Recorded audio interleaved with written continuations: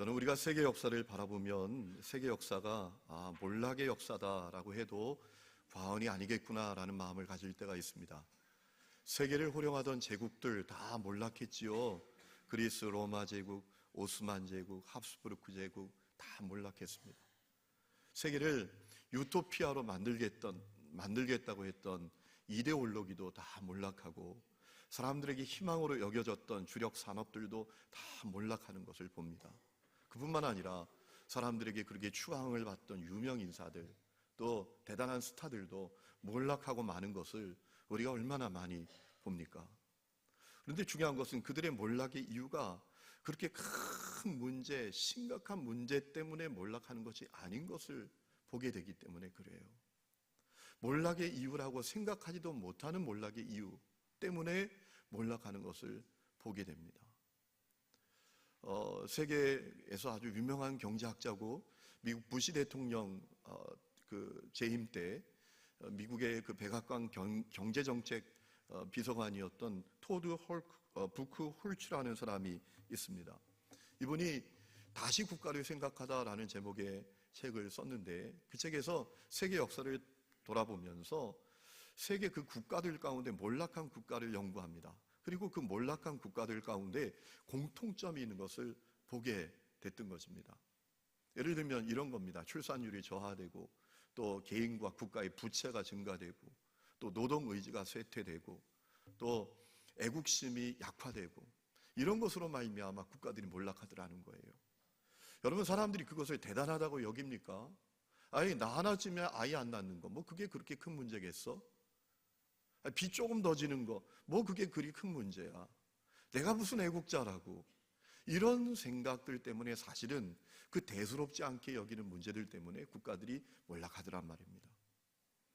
여러분, 그 몰락의 역사는 나라들만의 문제가 아니라 개인들도 똑같은 것을 보게 됩니다. 우리는 우리 주위에서 몰락하는 사람들을 봅니다. 그리고 영적으로 보면 그 몰락의 이유가 큰 문제가 아닌 것을 보게 됩니다. 하나님 앞에 대단한 반역을 했다든가 큰 문제를 일으켰다든가 그래서 몰락하는 것이 아닌 것을 보게 됩니다. 몰락의 이유라고 생각하지도 못할 이유 때문에 몰락하는 것을 우리는 봅니다. 그 예가 오늘 본문 속에 나오는 사울입니다. 여러분, 사울은 은혜로 시작한 인물이에요. 그러나 몰락으로 끝나고 말았습니다. 사울이 얼마나 하나님께 큰 은혜를 받았습니까? 그는 아주 준수한 사람이었고 체격이 장대한 자였습니다. 사무엘상 9장 2절에 보면 이런 말씀이 있습니다. 기스에게 아들이 있으니 그 이름은 사울이요 준수한 소년이라 이스라엘 자손 중에 그보다 더 준수한 자가 없고 키는 모든 백성보다 어깨이만큼 더 컸더라. 이 사울이 키가 장대하고 아주 잘생겼었다는 거예요. 여러분, 이게 억지로 됩니까? 얼마나 큰 은혜를 받은 거예요. 여러분들 가운데 내가 좀 크다고 생각하는 분들이 있으면 감성금 많이 하시기 바랍니다. 은혜 받은 거예요. 여러분, 얼굴은 뜯어 고쳐도 이 키는 안 되는 거잖아요. 그뿐만 아니라 이 사울이 부모님께 순종하는 자녀였어요. 사무엘상 9장에 보면 그 아버지 기스가 암나귀를 잃어버렸습니다. 사울에게 말합니다. 너 암나귀 좀 찾아라. 그랬더니 그 말씀에 순종하여 온 천지를 나귀 한 마리 찾으러 찾아다녀요. 여러분, 그런 아들 흔치 않습니다. 부모님께 순종하는 게 억지로 됩니까? 혹시 여러분들 가운데 내 자녀가 순종을 좀 한다, 그런 분들은 감성금 많이 하시기 바랍니다. 억지로 되는 게 아니에요. 어떤 분이 그래요. 목사님은 아들 군에 보낸 것이 그렇게 속상하냐고. 뭔 얘기를 못 하겠어요. 근데 애틋한 이유가 있어요. 저희 둘째 녀석이 아주 순종을 잘해요. 잘하면서 속 한 번 안 속였어요. 이 사울이 그뿐만 아니라 어른을 공경하는 인물 아니었습니까?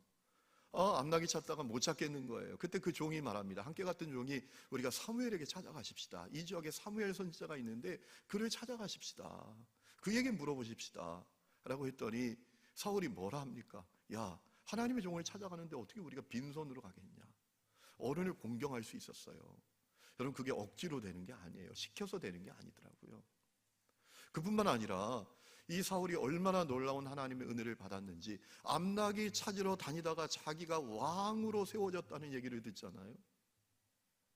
여러분, 이 사울이 사무엘에게 찾아가기 하루 전에 하나님께서 사무엘에게 찾아오십니다. 내일 너에게 한 사람이 찾아올 텐데 그를 이스라엘의 왕으로 세운다. 너는 그에게 기름을 부어라. 그래서 왕이 된 거예요. 아니, 졸지에 낙이 찾으러 다니다가 왕이 된 겁니다. 사울도 못 받아들일 정도였어요. 여러분, 사무엘이 미스바에서 이스라엘 성도를 다 모아서 지파별로 제비를 뽑습니다. 베냐민 지파가 뽑힙니다. 그리고 나중에 사울이 뽑혔습니다. 그때 사울 어디 있었습니까? 짐들 사이에 숨었었어요. 이게 웬일이야 도대체? 내가 이스라엘의 왕이라니? 이게 어떻게 된 일이야? 여러분, 얼마나 이 사울이 놀라운 은혜를 받은 인물이에요. 그뿐만 아니라 이 사울은 상남자다운 기계가 있었고 용기가 있었어요. 암몬 족속이 이스라엘을 공격해 옵니다. 이스라엘 성들이 다 두려워서 벌벌 떱니다. 그때 사울이 용기 있게 일어나서 소를 잡습니다. 토막을 냅니다. 그리고 지파별로 다 보냅니다. 함께 나와서 힘을 모아 싸우지 않는 사람들은 이 고기 조각처럼 될 것이다. 그렇게 했더니 이스라엘 성도의 33만 명이 모여서 암몬 족속을 쳐서 이겼잖아요. 그 용기가 어디서 나와요? 누가 그 용기를 불어넣는다고 그 용기가 생기는 겁니까? 하나님이 주신 은혜였어요. 그 용기의 감동을 받아서 이스라엘 성들이 사울을 왕으로 추대하잖아요.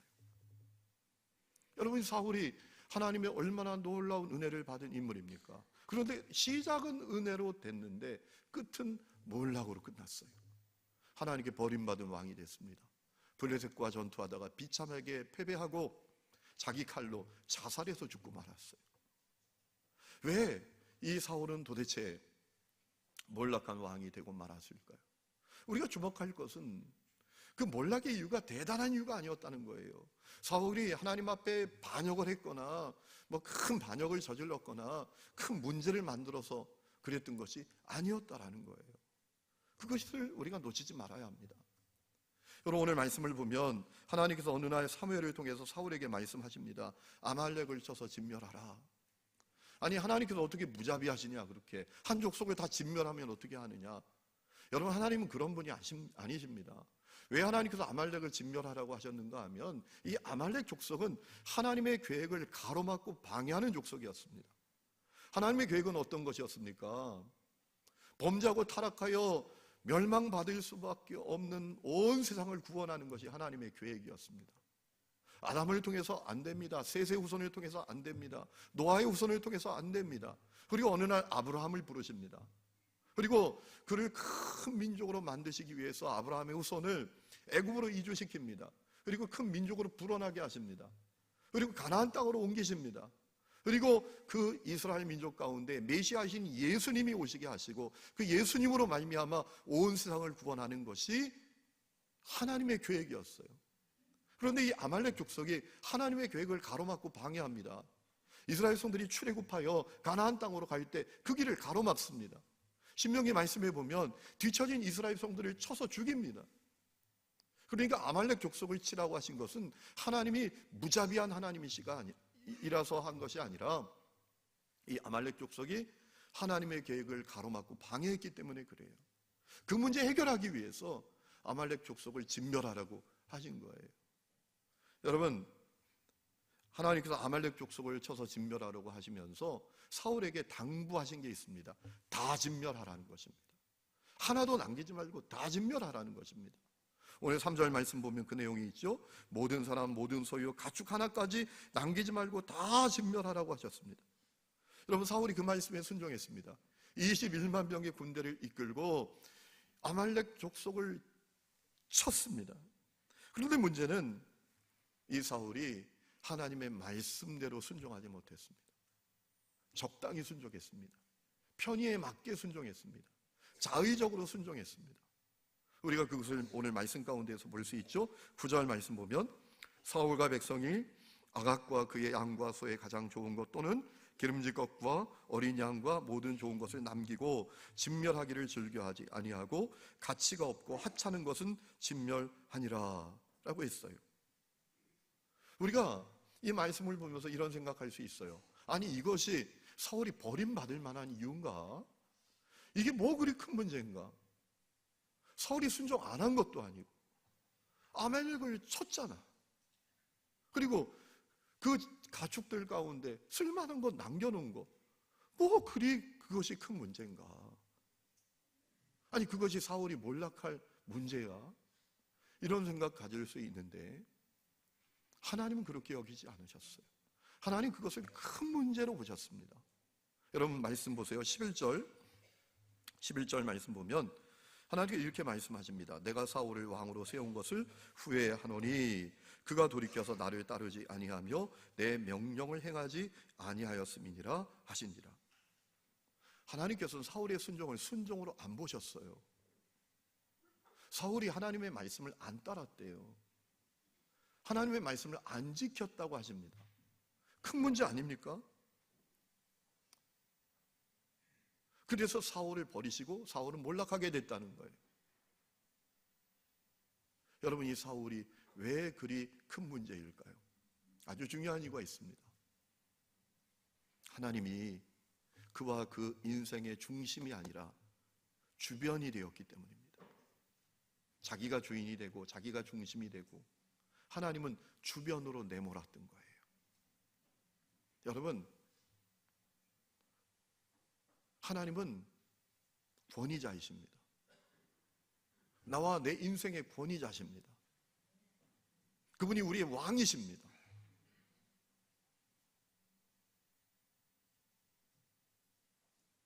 여러분, 왜 그렇습니까? 하나님께서 창조주시기 때문에 그렇습니다. 그분께서 나를 이 땅에 존재하게 하신 분이고 내 삶을 통치하시고 주관하시고 섭리하시고 이끌어 가시는 분이시기 때문입니다. 하나님이 권위자십니다. 그분이 내 삶과 내 인생의 중심 되셔야 합니다.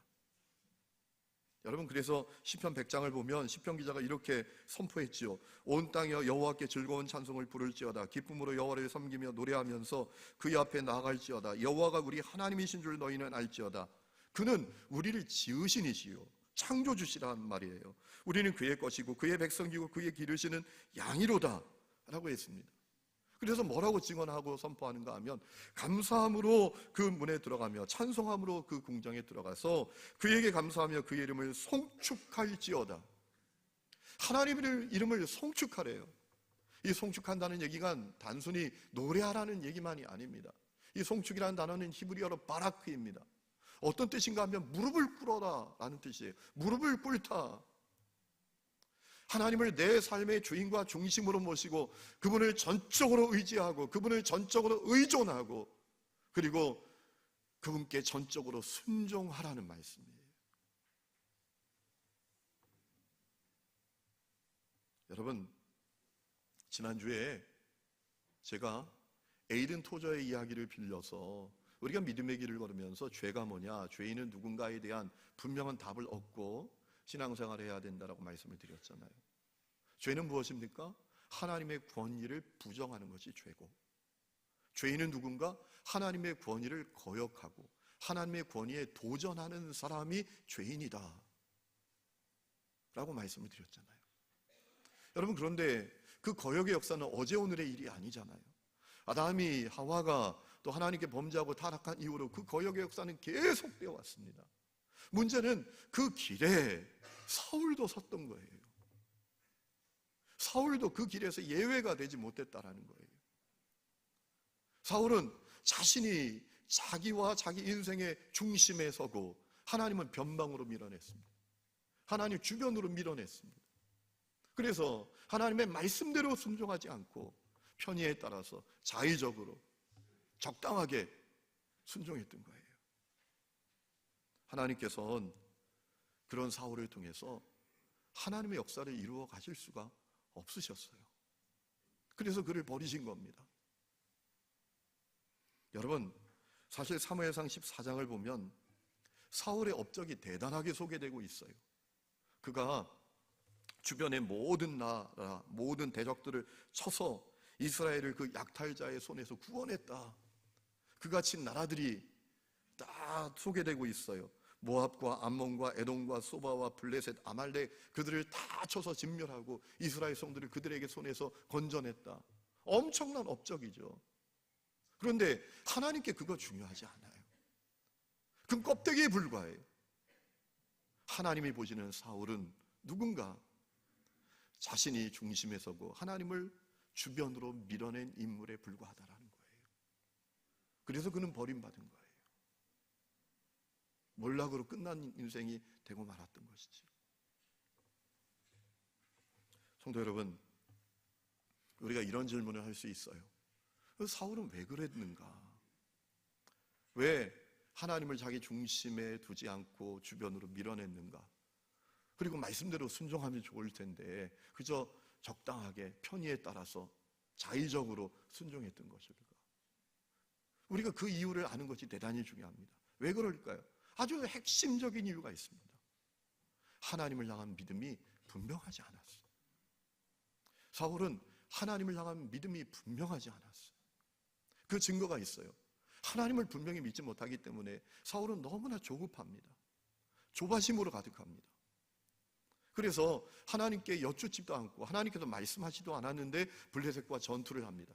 그런데 블레셋의 그 병력이 대단합니다. 이스라엘 성들이 두려워 떱니다. 벌벌벌 떱니다. 다 흩어집니다. 조급하니까 어떻게 하죠? 월권을 행합니다. 사무엘이 하나님께 드려야 될 번제를 사무엘이 오기도 전에 자기가 드리잖아요. 하나님을 분명히 믿었더라면 그렇게 조급하지 않을 거예요. 이 전쟁은 하나님께 속한 것이니 뭐 그가 조급할 이유가 있습니까? 조급할 이유 없지요. 그 마음이 얼마나 조급한지 여러분, 그 이스라엘 성들이 블레셋과 전투할 때 음식을 못 먹도록 합니다. 그러니까 이스라엘 성들이 어떻게 하죠? 허기가 져서 짐승을 핏째 먹는 죄를 범하게 됩니다. 사울이 하나님을 분명히 믿지 못했던 또 증거가 있습니다. 그는 그 마음에 두려움으로 가득했어요. 백성들의 그 지지를 받지 못할 것에 대한 두려움, 왕으로서의 권위를 잃어버릴지도 모른다는 두려움으로 가득했어요.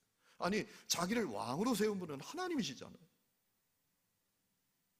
백성들의 손에 달려있는 게 아니라 내가 하나님의 손에 달려있다는 사실을 분명히 믿지 못했어요.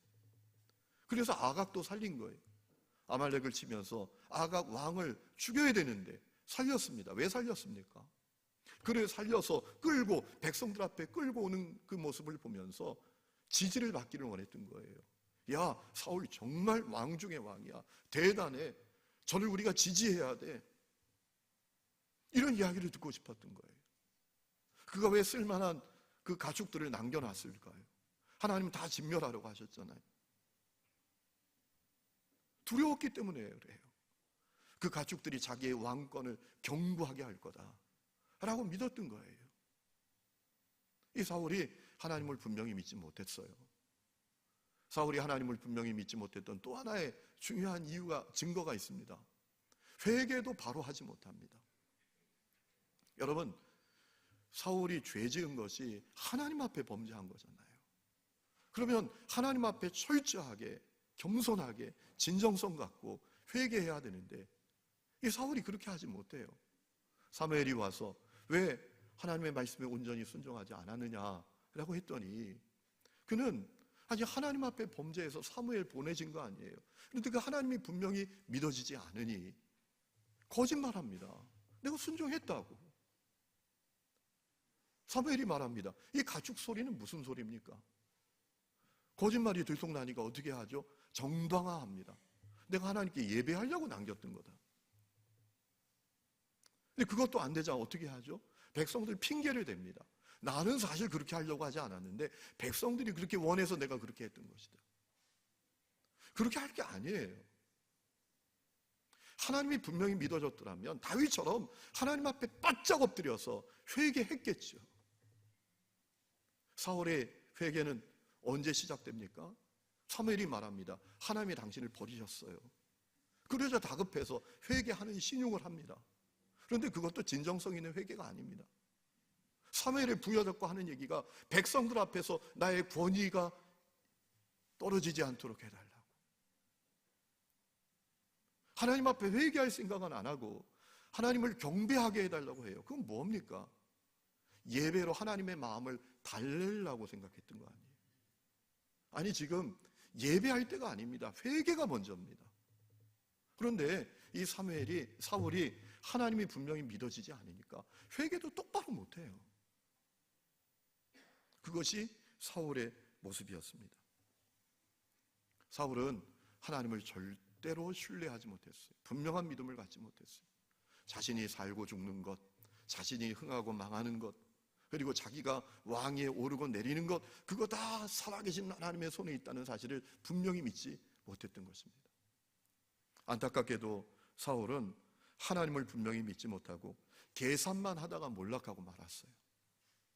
사울은 아말렉의 가축의 가치를 계산합니다. 어떻게 왕으로서의 권위와 위신을 잃지 않을까, 그것만 계산하고 있습니다. 그래서 오늘 말씀 13절에 보니까 어떤 내용이 있습니까? 사무엘이 찾아왔습니다. 그러니까 사무엘을 축복하면서 뭘 합니까? 내가 여호와의 명령을 다 행하였나이다. 선수친 겁니다. 계산된 행동입니다. 너무나 안타깝죠.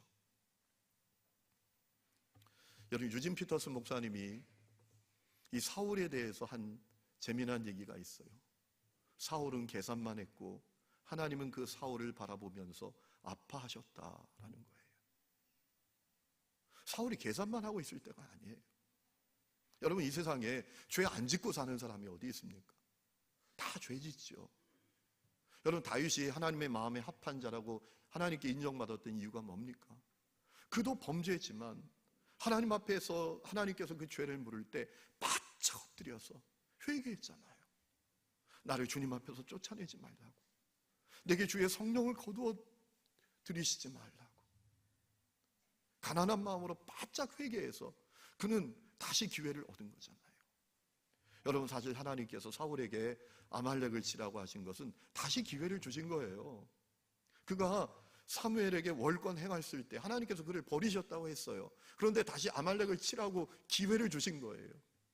그를 통해서 하나님의 계획을 이루실 수도 있었어요. 만약 이때 사울이 하나님 앞에 납작 엎드려서 회개했다면 그는 또 기회를 잡을 수 있었을 거예요. 그런데 이 사울은 계산만 하고 있어요. 계산만. 하나님은 그 계산하는 사울을 보고 아파하셨던 것이죠. 여러분, 오늘 말씀 11절 보면 하나님께서 사울을 왕으로 세운 것을 후회한다고 하셨어요. 여러분, 하나님이 완전한 분이신데 어떻게 그분이 후회를 하세요? 아파하셨다는 거예요. 계산만 하고 있는 그 사울을 바라다 보면서 아파하셨다는 거예요. 그 아픔을 사무엘도 느껴서 그날 밤에 밤새도록 슬피 울면서 사울을 위해서 부르짖었다고 했잖아요. 여러분, 사울은 은혜로 시작했지만 몰락으로 끝난 인물이 되고 말았어요. 성도 여러분, 오늘 말씀을 보면서 우리 자신을 돌아봐야 합니다. 혹시 내가 사울과 같지 않은가? 오늘 나의 모습이 사울과 같지 않은가? 나는 하나님을 분명히 믿는가? 혹시 그렇지 않아서 하나님을 내 중심이 아니라 내 인생의 주변으로 밀어놓고 내가 중심이 되어서 살아가는 사람이 아닌가? 하나님 말씀에 순종해도 그저 적당히 자의적으로 편의에 맞춰서 순종하는 모습이 아닌가? 뭐 대단하게 신앙생활 하는 것 같아도 그 마음의 중심에는 두려움으로 가득하고 조바심으로 가득하고 그 모습이 내 모습이 아닌가? 오늘 말씀을 보면서 우리 분명히 기억해야 합니다. 몰락은 대단한 것으로부터 시작되는 것이 아니다라는 거죠. 불순종인 줄도 모르는 불순종, 거역인 줄도 모르는 거역으로부터 몰락은 시작된다라는 거예요. 하나님을 내 중심에서 밀어내고 내가 중심이 되어서 살기 시작하면서 몰락은 시작된다는 거예요. 여러분, 지난주에 마음이 많이 어려우셨죠? 지난주 화요일에 어떤 방송에서 프로그램을 해서 교회가 막 돌팔매질을 당하고 지탄을 받고 그랬잖아요. 제가 그날 점심 때 수요일 날이죠. 제 아내가 어디에 가서 혼자 이 지역의 어느 식당에 가서 밥을 먹는데 옆자리에 앉아있는 분들이 그 얘기를 하는 거예요. 교회 다 사기꾼들이야. 800원 모아냈대. 얼마나 마음이 어렵고 얼굴이 화끈거리는지. 왜 그렇게 돼가는 걸까요? 이유는 하나밖에 없다고 생각해요. 하나님이 중심이 아니에요. 하나님을 변방으로 주변으로 밀어넣고 사람이 중심이 되고 제도가 중심이 되는 거예요. 그래서 그렇게 되는 거잖아요. 여러분, 교회잖아요. 교회. 성도들이 모였잖아요. 불순종처럼 안 보이는 불순종, 거역처럼 안 보이는 거역 때문에 무너져 내려가는 거죠. 이제 마지막으로 이런 질문을 던져야 합니다. 그러면 어떻게 우리는 사울과 같은 길을 가지 않을 수 있을까? 이 문제를 가지고 씨름하면서 한 주간 말씀을 준비하는 가운데 주님이 주신 4가지 질문이 있어요. 우리가 날마다 하나님 앞에서 우리 스스로를 향해서 4가지 질문을 던져야 된다라는 거죠. 첫 번째는 예수님은 진정 나의 그리스도이신가? 예수님은 진정 나의 그리스도이신가? 이 질문을 던져야 합니다. 다른 말로 말하면 나는 정말 십자가 복음을 분명히 믿고 있는가? 그래서 예수님이 나의 그리스도가 되셨는가? 예수님께서 그 거역의 영으로부터 나를 건져 주셨는가? 내가 거기서 건짐을 받았는가? 그리고 하나님과 화목하게 되었는가? 그것을 질문해야 합니다. 여러분, 예수님은 구원자십니다. 그래서 우리가 십자가 복음을 믿을 때 우리의 존재를 변화시켜 주십니다. 우리가 예수를 믿는 것은 그저 예수 믿고 천국 가는 수준이 아니라 우리 존재가 달라지는 거예요. 우리에게 새 창조가 이루어지는 겁니다. 새로운 피조물이 되는 거예요. 그래서 우리가 질문해야 합니다. 예수님이 진정 나의 그리스도신가? 여러분, 사람이 새로워져야 삶도 새로워지는 거예요. 새로운 존재가 되면 새로운 삶이 시작되는 거예요. 방법이 문제가 아닙니다. 그래서 우리는 질문해야 돼요. 예수님이 진정 나의 그리스도신가? 두 번째는 예수님은 내 마음의 왕자에 앉아 계신 주인이신가? 우리가 날마다 질문해야 돼요. 내 인생의 왕자, 내 마음의 왕자에 예수님이 주인으로 앉아 계신가? 그걸 바꿔서 말하면 어떤 거죠? 나는 내 마음의 왕자에 앉아서 나에게 말씀하시는 그 주님의 음성에 전적으로 순종하는가? 점검해야 한다는 것이죠. 여러분, 요한일서 2장 4절에 이런 말씀이 있습니다. 우리가 그를 아노라 하고 그의 계명을 지키지 않으면 거짓말하는 자요 진리가 그 속에 있지 아니하노라. 예수님을 믿어요. 예수님을 알아요. 그런데 순종하지 않는다면 거짓말이라는 거예요.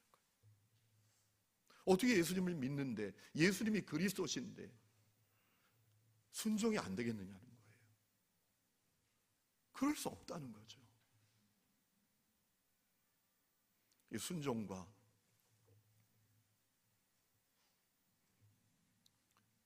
믿음은 불가분의 관계라는 겁니다. 여러분, 그러므로 우리가 끊임없이 질문해야 돼요.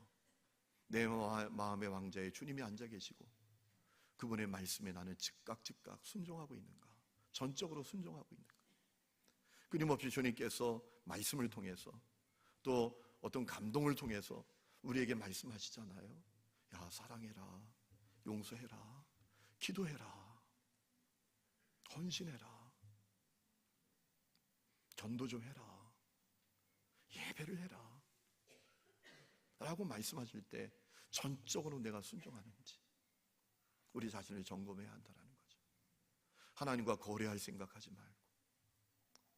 여러분, 왜 하나님을 내 인생의 주변으로 몰아넣으면서 몰락이 시작되는지 중요한 이유가 있습니다. 우리가 하나님께 그분을 내 인생의 왕좌에 모시고 그분을 내 인생의 왕으로 모시고 전적으로 순종하면 하나님의 역사를 경험하게 됩니다. 그런데 내가 내 인생의 왕좌에 앉아서 내 삶을 내가 좌우하고 내가 통치하고 내가 주관하니 하나님의 역사는 없는 거예요. 그러니까 신앙생활을 10년, 20년, 30년 해도 하나님에 대한 믿음이 불분명한 거예요. 그분이 정말 관념, 교리, 지식적으로는 살아계신 분이신 것을 알겠는데 실제로는 모르겠는 거예요. 지난 금요일에 그 진돗개 전도왕으로 유명한 박병선 장로님 오셨어요.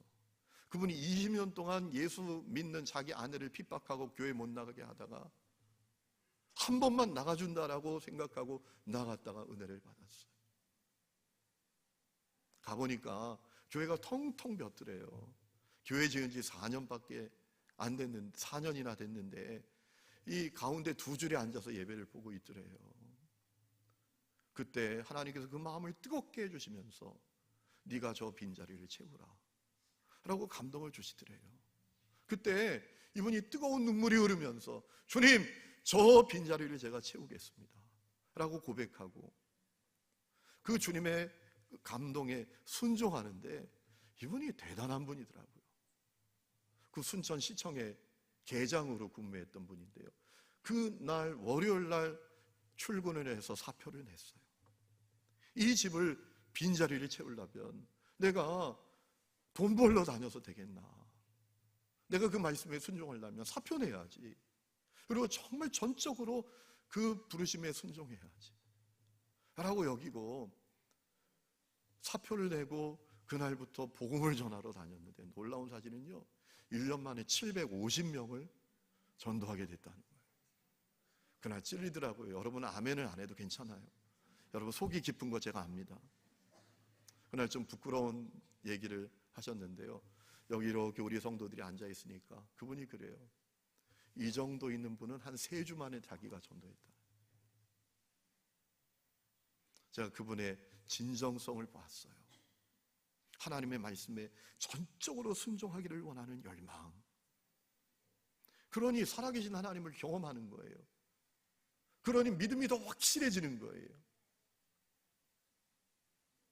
여러분, 그런데 반대로 생각하면 전적으로 순종하지 못하고 내 마음의 왕좌에 내가 차지하고 있고 그냥 적당히 순종, 편의에 따른 순종, 자의적으로 순종하니 주님이 역사하실 수가 없어요.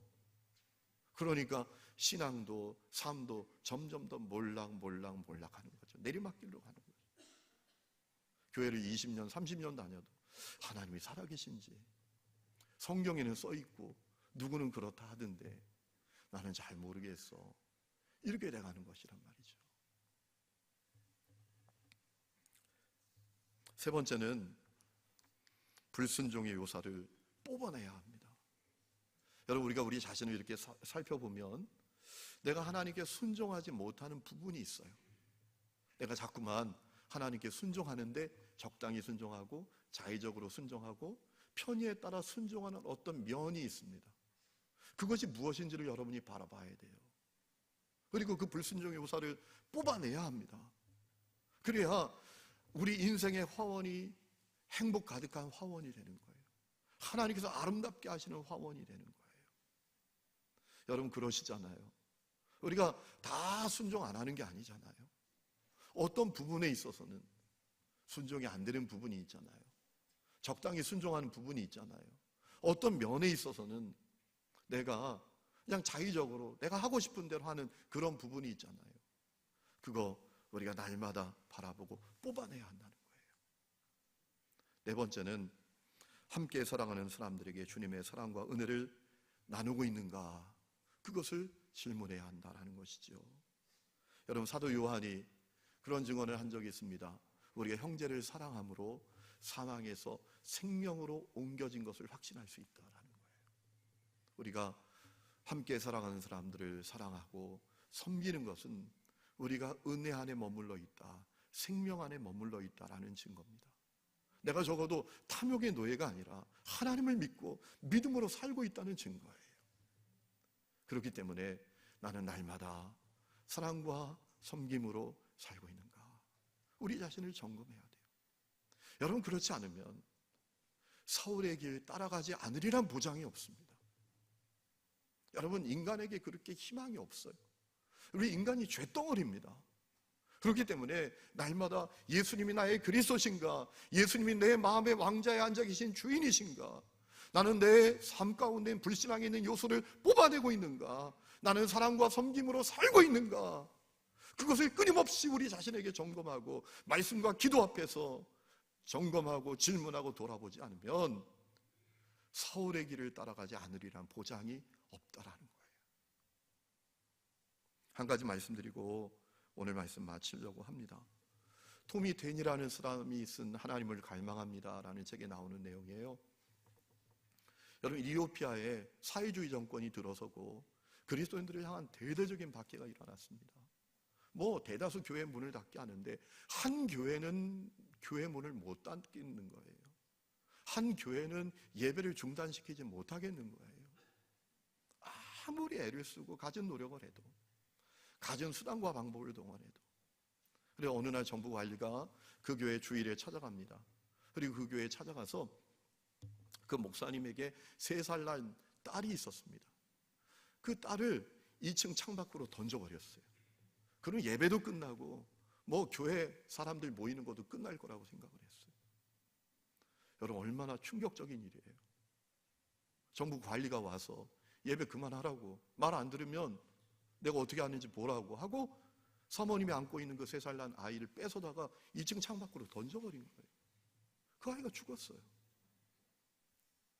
그때 그 사모님이 그 아이를 건물 밖으로 내려가서 가슴에 끌어안고, 이미 죽은 아이죠, 다시 예배 자리로 나와요. 그리고 또 예배를 드리는 거예요. 예배가 중단되지 않는 거예요. 그래서 그 예배를 중단시키지 못하고 그 교회 문을 닫지 못하게 됐어요. 그리고 놀라운 부흥이 그 교회로 말미암아 일어나게 됐단 말이에요. 여러분, 토미 댄이 아버님이 미국 오순절 교단의 목사님이신데 그 이디오피아 목사님을 만날 기회가 있었대요. 대화 나눌 기회가 있었답니다. 그래서 고난받고 어려운 가운데 살아가는 그 모습이 너무나 안타까워서 위로하기 위해서 얘기했대요. 목사님, 참으로 말할 수 없는 그 고난의 환경 가운데에서 또 가난하게 살고 있는 그 이디오피아 교인들을 위해서 우리가 기도 많이 하고 있습니다 라고 했더니 그 이디오피아 목사님이 하시는 말씀이, 목사님 감사합니다, 그런데 우리가 더 미국 교회 교인들을 위해서 기도 많이 하고 있는 것 아십니까? 우리가 부유하고 안락한 환경 가운데 있는 미국 교회 교인들을 위해서 우리가 사실 더 많이 기도하고 있습니다. 왜냐하면 모든 것이 풍부하고 안락한 환경 속에서 하나님의 말씀을 지키고 하나님의 말씀대로 순종하는 것이 어렵다라는 사실을 알기 때문입니다 라고 하더라는 거예요. 그때 그 토미 댄이 아버지 목사님이 충격을 받아요. 그렇구나, 걱정스러운 건 저들이 아니라 우리구나. 하나님께서 걱정하는 사람들은 저들이 아니라 우리구나, 우리. 하나님께서 놀라운 은혜를 주셨음에도 불구하고 그 은혜에 심취해서, 은혜에 빠져서 하나님을 주변으로 밀어내고 나와 내 인생의 중심에 내가 앉아서 하나님의 말씀대로 순종하기를 몸부림치지 않고 하나님의 말씀대로 순종하는 것에 대한 두려움도 없고 그저 적당히 자의적으로 편의에 따라 순종하며 살아가는 우리들이 정말 큰 문제구나 라는 사실을 깨닫게 됐다라는 거예요. 성도 여러분, 우리는 다 한량없는 은혜를 받은 사람들입니다. 우리 삶 자체가 하나님의 전적인 은혜입니다. 그런데 그 은혜에 심취하고 그 은혜에 빠져서 하나님의 은혜를 알지 못하고 은혜를 소중히 여기지 못하고 하나님을 중심에서 밀어내고 하나님을 변방에 두고 내가 중심이 되어서 살다가 몰락하게 될 수 있어요. 우리가 그것을 경계해야 합니다. 그것이 지금 한국교회의 모습이고 수많은 그리스도인들의 모습이에요. 저는 우리 하늘림교회 성도들이 한 사람도 그 안타까운 길을 가지 않는 성도들이 다 될 수 있기를 주의 이름으로 축원합니다.